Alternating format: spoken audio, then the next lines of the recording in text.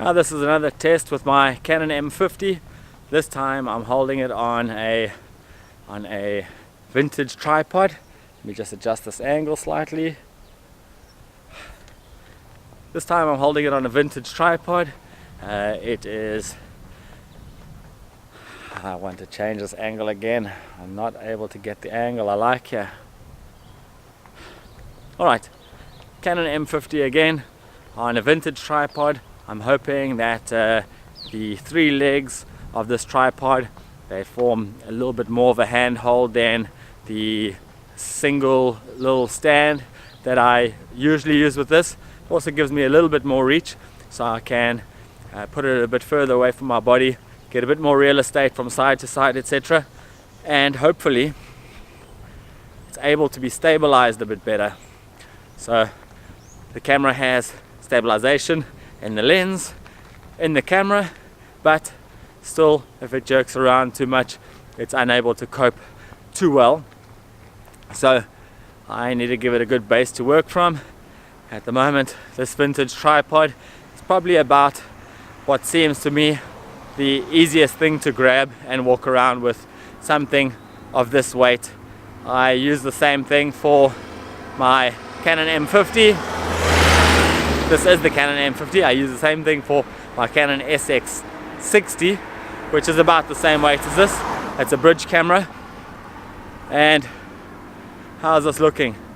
Any more stable? Now I'm walking quite fast, stomping quite hard. How's the blowout in the back over here? On the tar, that is the thing that really grates me. I need a CPL lens for this camera to try and kill that, stop that doing that as much. Now I'm turning around. You can see Table Mountain in the background, all beautiful and good, and there's a lot more sunlight coming down onto my face, so you'll be able to see a bit more detail. How's the stabilization here? I have it running at 30 frames per second, 1080p at the moment, which is what I mostly shoot at, between 30 frames a second and 60 frames a second, but I only shoot in 1080p. I don't use this camera for 4K at all, and I never will. As it is, I go through far too many hard drives when I'm vlogging, away sailing on the islands, adventuring, etc, etc. I can't carry 50 hard drives with me. Also, I can't afford 50 hard drives, so 4K will never be something that I use. It'll just be the 1080. But how's this doing? Hopefully the stabilization and a little bit of extra reach helps. I'm holding it on the second segment of my tripod. Now I'm holding it on 3 segments of my tripod, holding it out a bit further. Does that help the stabilization any?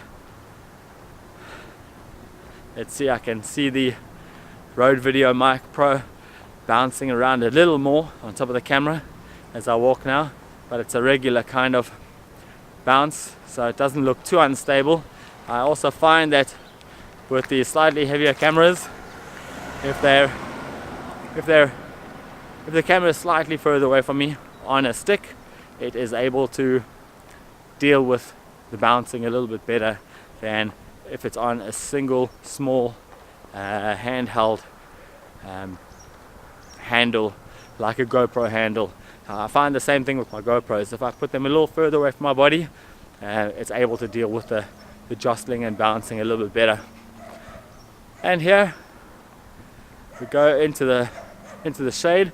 So I've been shooting now with this camera on the camera icon. I'm having a little bit of difficulty with my manual modes, getting it to film exactly as I want it.